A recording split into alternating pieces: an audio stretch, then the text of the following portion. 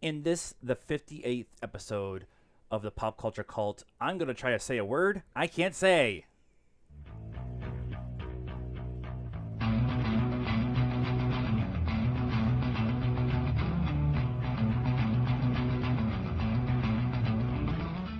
Hello, everyone. Welcome to the Pop Culture Cult. I'm Sean. I'm Janice. And this is episode, we think it's 58 or 57. We're just going to go with 58 because somewhere around there. And what we're going to do on this episode is we've done a lot of previews of movies coming this year because we're really excited about a bunch of movies that are coming out this year. And we did the comic book movies and our most anticipated and stuff like that. And this week we're going to do, it's 11. There's a lot more than that, but there's 11 book to movie adaptations. Close enough. Adaptations. That's what she said. And that's what she said. Apparently, it's DC night for me somewhere around here tonight. We are not talking about comic books. That does not count in the book to movie adaptation. Right. We've already done the comic book stuff too. So we did. This is like books. Like proper books. Like, have somebody read them to me books. Right. As opposed to you reading them, which would be comic books. They're easier. There's pictures, a lot of pictures, a lot less words, pretty pictures. Right. Got it. Yeah. So we are not doing all of the movies. It's just ridiculous, right? And some of these we have talked about in the past, so we'll kind of mention them off, for a second, and then we'll move on. Okay. And then I tried to do kind of encompass the whole year. A lot of them are coming out between now and March. So a lot of the stuff we're going to talk about is going to be stuff that's coming up here soon. Yep. Because timing. Because everything's coming out in March. Now. Jesus Christ. Okay, so the first one, I had no idea they were doing it until we saw the trailer in front of, was it Shape of Water? Might have been. And that's Peter Rabbit. Now, I most of the time when it comes to kids movies, I'm not really interested in them. Paddington Bear is supposed to be pretty awesome, apparently. But this one got my attention. Yeah, the trailer really got my attention. Really cute. James Gordon is playing Peter Rabbit. We're getting Daisy Ridley and Margot Robbie, who are also voicing characters and being in it. Trailer, yeah. Yeah, it looked cute. And who's the boyfriend? Or the neighbor? The neighbor. It's the guy who plays Hux in the Star Wars movies, but I cannot remember his real name off. Yeah. I should have put it in here. He starts out as a neighbor, and then I think they become boyfriend and girlfriend. Something like that. Yeah. He doesn't like rabbits. He puts up a fence and all kinds of stuff, and then a lot of the reason why I'm interested in this movie is because it's kind of slapstick kind of humor going on towards the end of the trailer. Yeah. And he's getting thrown around and Peter Rabbit's getting thrown around. And they're pulling tricks and stuff on each other. So I laughed out loud. So yeah. And it's so kind of live action. It's like that live action CGI kind of conglomerate kind of thing. Yeah, kind of like Who Framed Roger Rabbit. Yeah. What's it with rabbits and cartoons and stuff? I don't know.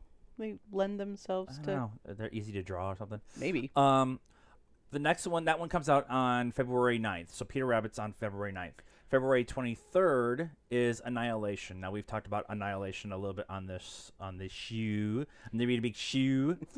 It's James Vandermeer's sci-fi thrillity. Thrillity? Is that like a thriller? Adaptation. Is it like a thriller comedy? It's Thrillity. A thrillity. Sure. Why not? I was trying to make writer, director, producer all one word a couple weeks ago. So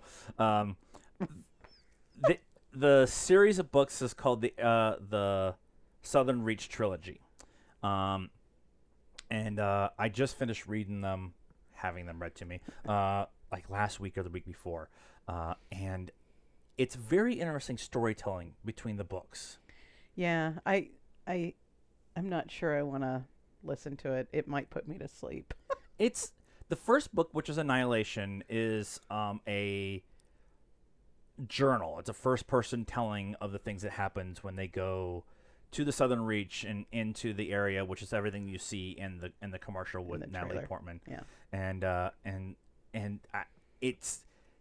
there's stuff they're showing in the commercial that doesn't match with stuff that happens in the book. I understand that happens. I'm okay with that, but there's some stuff that's really important that is kind of skimmed over in the trailer, and so I'm having concerns. I probably wouldn't have had concerns if I hadn't read the book. Yeah, and that's maybe another reason that I'm not gonna. I might maybe Wait, after. Yeah. Yeah. They're talking about doing all 3 books. So I find that interesting and wonder if it's going to be kind of like the Cloverfield, where they're kind of loosely, it's the same location, but they're all loosely connected. The premise is the same, but yeah, maybe. Looks really interesting, and I read the books, and now I'm like,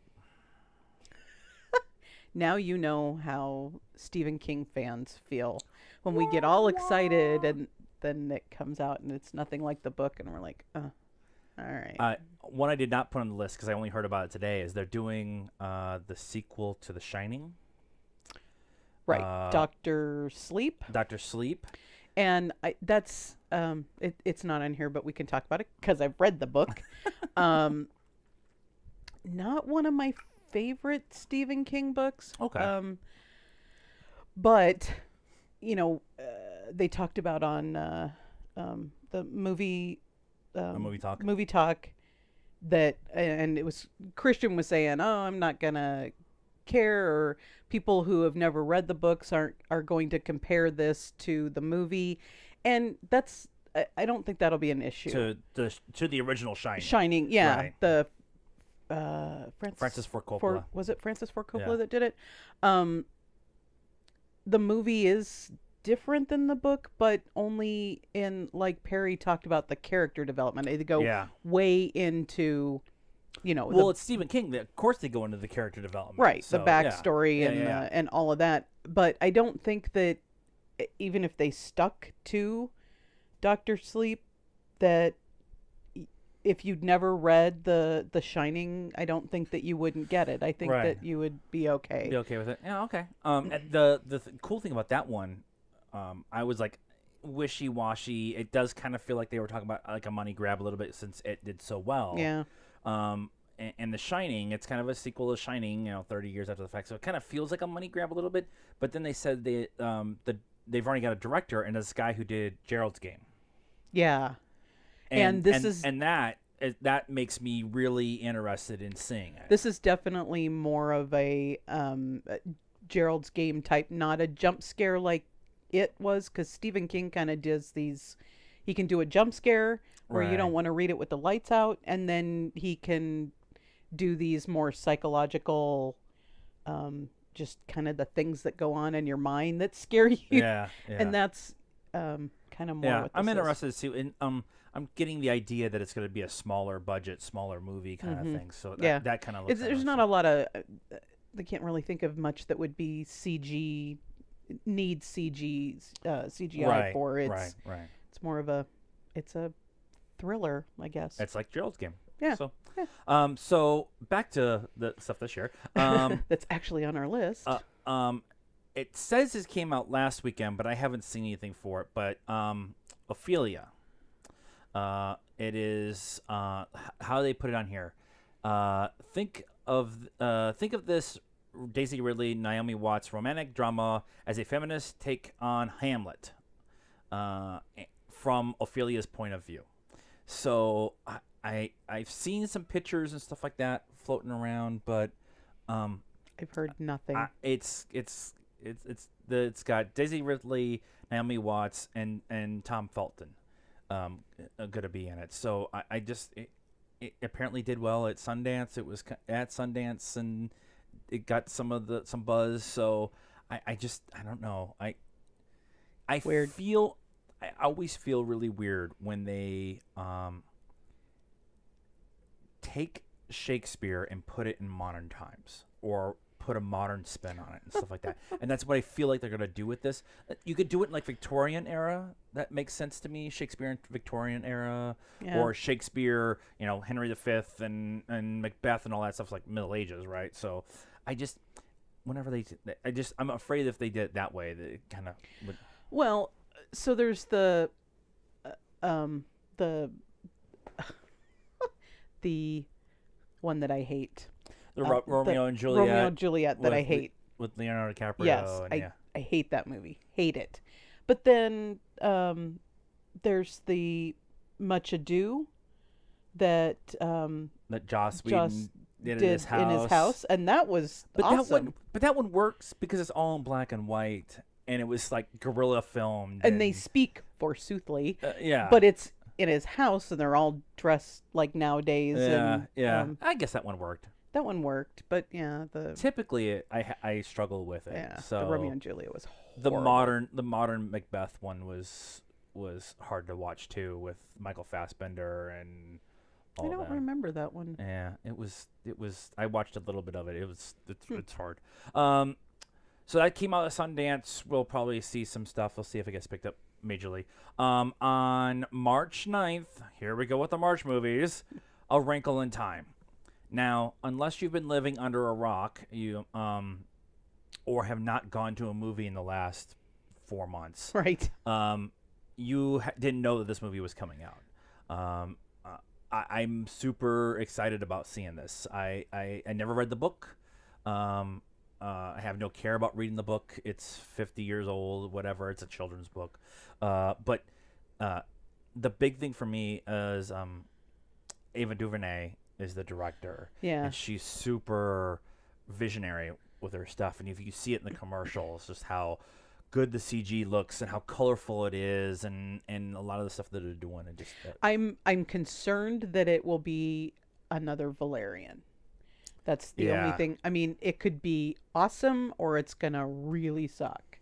Like Valerian, like there's so much going on that you just can't process it all. I don't know. We'll see. We'll see what people say when they go. It's got Oprah and Chris Pine.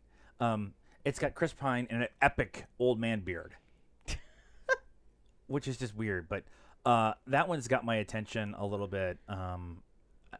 We will probably end up seeing that. Probably. I hope it's good. That's my concern is that it's just going to be too much. March 3rd, and then also on March 9th. Also on March 9th is Red Sparrow. Now I've done a trailer reaction for Red Sparrow. We've done a little bit of talking about it. I don't know. Have you really said anything about how you feel about it? No, I don't. Well, I mean, we talked about it maybe a month ago, that it looked a lot like origin story for Black Widow, right? But then we saw another trailer. The new one, which I did the trailer reaction was it for. At the Post? Yeah, I think so. That we saw it, and it looks really good. Yeah. It looks really good. I mean, I like Jennifer Lawrence, so. Yeah, and when Jennifer Lawrence shows up and really wants to do it, she's a great actress. Yeah. When she's kind of talked into putting on blue paint again, she kind of contractually obligated. Yeah, although she's going to be in the new Dark Phoenix, so I don't know what's going to happen there. I don't know, but I mean, we love the Mockingjay series enough to go buy them all. And yeah, absolutely. The guy who directed Catching Fire and Mockingjay 1 and 2 directed this. Oh, okay. So you're gonna have that. You're gonna have that kind of feel at least to it. I got my Audible credit, and I asked my friends on the internet what book I should read, and I'm reading Red Rising right now, but my finger was over the button for Red Sparrow, so that might be next. It might be like we were talking about earlier. Wait until after the movie comes out. So then you're not comparing. Yeah. Yeah, a little bit that, and the Red Rising is the first in a trilogy, so. Oh. I think I want to do the trilogy all in one sitting and stuff. So, but that one looks interesting because Joel Egerton and Jennifer Lawrence and Jeffrey Irons are all in it. Yeah. And I like all of them. Yeah. So that looks interesting.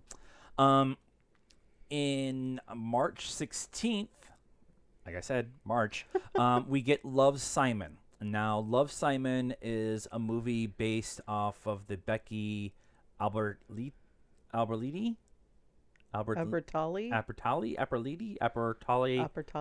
adaptation book called Simon versus the Homo sapiens, and it's essentially what it's about is a kid who knows he's gay, is okay with being gay, is struggling to tell everyone that he's gay, and what he ends up doing is saying, why do I have to come out as gay? None of my straight friends have to do that. And so the trailer is essentially him kind of telling all of his friends, and so all of his friends go home and have a sit down with their parents and say, I want to let you know I'm straight. and the story, it's a coming of age story, a gay young man coming of age story, but not that I'm being repressed or I'm being held down. At least that's what it looks like. Yeah, it kind of had the Ellen. Oh, what was the name of that? Ellen Page. Not. Yeah, it was on Vice. That's the one you're talking about, right? No, the movie that she did when she gets pregnant.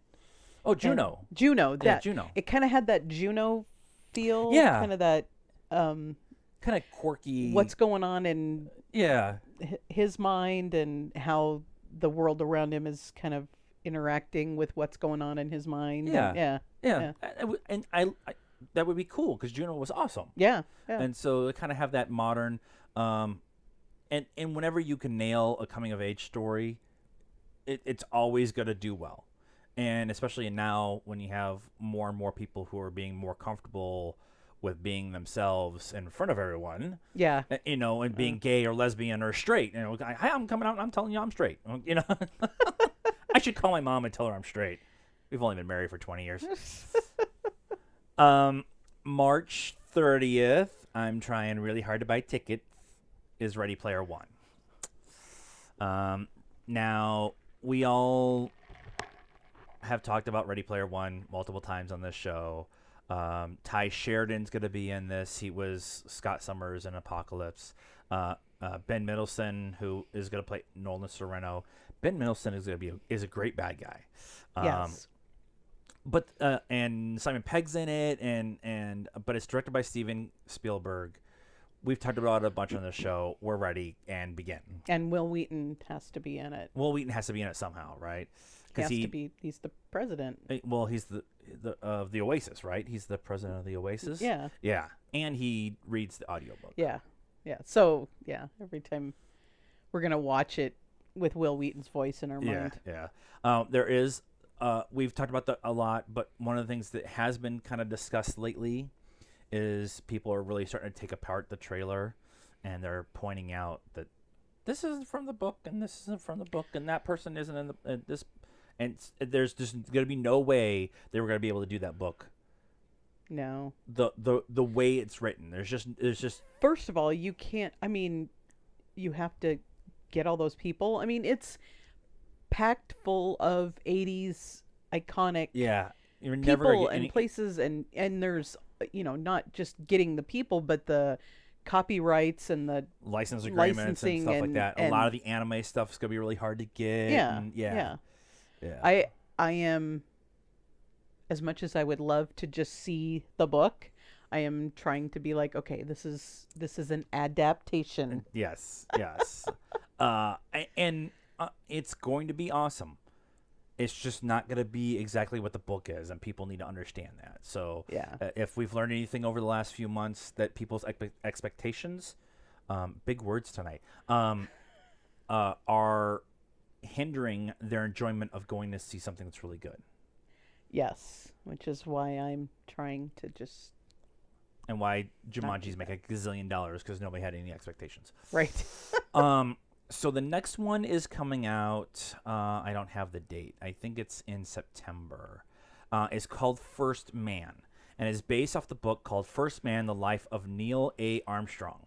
Now, when I was doing the notes and stuff like that to get ready for this episode, I just put in book to movie adaptations in 2018, and a couple of different sites came up, and I got information, and this one popped up.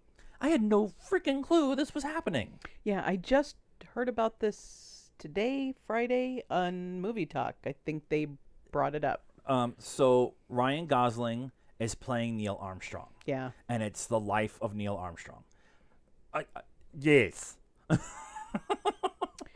Yeah. Well, okay. So who's directing it? I don't know. I did not get who was directing it. Because, I mean, I love Apollo 13. I could watch Apollo 13 over and over and over again. Yeah. I just love that. I know. Well, I mean, it's a fictional, fictional. What do they call that? It was based on real events. It was right, but it's not completely. There was some dramatization to it. Yeah. Wow, big words tonight. But I love all the early space program stuff. Yeah, those guys were freaking rock stars and nuts. Yeah, like. Let's go to the moon in a tin can. In a tin can and some duct tape and a sock and not die. It's just. But Ryan Gosling, John Bernthal, Jason Clarke, Kelly Chandler, Corey Stoll is playing Buzz Aldrin. He's Yellow Jacket. He in Ant-Man and the Wasp. Oh, really? Okay. He's playing Buzz Aldrin. All right. Just everything that goes around that time period and telling that story, and I'm interested to see how they tell the story. I really want to see them tell it from Neil Armstrong's point of view. That's where I want to see it. Like have it be from his point of view.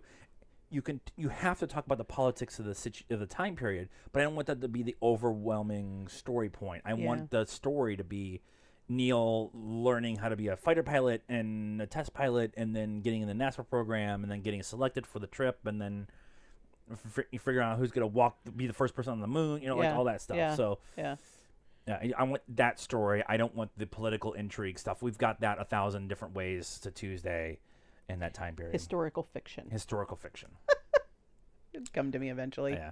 So that one, I'm really interested in that one. This was on her list of most anticipated movies of the year. Right now it says October 19th, but it's iffy. But this is the girl with the girl in the spider's web, and it's got the girl from The Crown, Claire Foy. Yeah. And so it's who's very different characters from The Crown. And playing Lisbeth and and all that stuff. But well, and so, like you said, it was on my list of most anticipated, and that was my concern: was how was Claire, who's very goody in The Crown, going to be Lisbeth Salander? And if I remember right, towards the end of the third one, it might have been the beginning of the third one, she starts to remove all her piercings, and she doesn't, I mean, she's still got a bunch of tattoos and stuff, but she starts to kind of get soften. Get older and soften, and she's not quite so angry with the world. So this is like after those three, so that kind of makes sense. That would make sense. We've talked about it a bunch on this show, but right now, the last we heard, there wasn't even like production and I haven't heard anything about production or anything. The cast and the director and they have everything was there, but I haven't heard of. It doesn't mean that they have not been in production. I just have not heard anything. And I wonder how much stuff is getting lost in all the big budget movies that are coming out. People aren't really asking those questions because there's all this other right. And that was one of the things that was kind of talked about today on Movie Talk was the why do you go to movies, versus seeing it at home. Seeing it at home, that kind of thing. And so right now the big pushes for all these big Jumanji, Star Wars, the Marvel Universe, like all these big Ready Player One, all these big movies going forward. And so a lot of these ones are getting kind of shuffled down. 12 Strong, which is on our list of movies to see, is getting really good reviews for a movie that came out the second week in January, which is where movies go to die. Yeah. Maze Runner was the other one. It's supposed to be really good too, and that was the third week in July, or January. Yeah. So there's been a lot of good movies come out this month. Yeah, and I think they get lost. I think they get lost in the. Here's the last big blockbuster. Now, when's the next one coming out? And you've missed all these. Somebody was talking on Screen Junkies the other day when they were talking. When I was telling you, they were talking about what MoviePass is doing, or trying to do, and he was saying that he didn't understand MoviePass because there just weren't enough good movies in 2017 for him to make it worth $10 a month, and Dan Merle and then I was thinking about this afterwards too. I'm like, if you don't think there was enough movies to make $10 a month worth it, then you're if you go to one movie in a month, you've paid for it. Well, and if you go to 2 movies a month, you're ahead of the game. But you can't, you really can't go see opening night of a big blockbuster movie with MoviePass because you have to be within proximity to purchase the movie, and then you go, pick your seat or whatever. But I mean, there are so many. We've used the crap out of it, and we still pay to, go see the big budget movies when they first come out, and then sometimes we'll go maybe see it again later. Yeah. But it's just we have tickets for Black Panther already. I want but that movie going experience for me is I want to see that in the big Dolby Uber theater or the IMAX theater or something like that. Like we paid for Dunkirk this last year too because we wanted to see it in IMAX. But then we might go see it again, right? Like when it's after it's been in the movie theater for 4 weeks or whatever, and we can just go see it in a regular movie theater. I would go see Last Jedi again. Yeah, I know. But it'd be a whole lot easier for us to do it now with the MoviePass than have to pay whatever it is. So, MoviePass tangent. We could do a whole half-hour show on the MoviePass. So on November 16th, we are getting The Crimes of Grindelwald. We've talked about it a bunch. This was also on my anticipated list. It's got everybody. There's been a lot of flack about what's with Johnny Depp and all that stuff, and people really didn't like the first one. I don't know why people didn't like the first one. I don't either. I don't get it. It was a lot of fun. Probably, I think it was in my top 5 that year. I can go back and watch the video at some point in time, but it was in my top 10 at least last year. We bought it. Yeah. We watch it. And it's after having the Harry Potter books read to me because I never read them. My kids had them and they read some of them but we watched the movies and everything, and then going back and having the books read to me, you really feel the progression of her writing style. Right. Because they start off with the kids when they're little and, it's kind of more basic, and then it gets... So I feel like Fantastic Beasts is just a continuing progression of her improvement in writing, and I didn't get it. I don't get why people didn't like it, and maybe it's the some people may think of it because it was a prequel, so you have to kind of go back and talk about stuff that happened before Harry Potter, the Harry Potter series happens. It was also in New York, so it's not that British feel to us. It's the New York time period. People didn't like Newt because they felt why can't I think of the actor's name? I can't. Anyways, I should write this shit down. Not doing well today. I have Newt Scamander. No. Newt Scamander. But he was awkward and didn't look at anybody in the eye. Well, he was a socially awkward person. And people complained about that. I just didn't. He didn't look anybody in the eye. Well, that was the point. Yeah. He looked the girl in the eye. He surrounds himself by these animals because they don't judge him, because he's the younger brother of this brilliant guy, and we can do a whole tangent on Fantastic Beasts. We might actually do that at some point in time. And one other one that I'm gonna just kind of mention. It says it's supposed to come out in 2018, but there's not a whole lot of information on it right now. But it's called The Black Hand. It's Stephen Talty's historical narrative detailing the crime wave that pummeled New York City in 1903.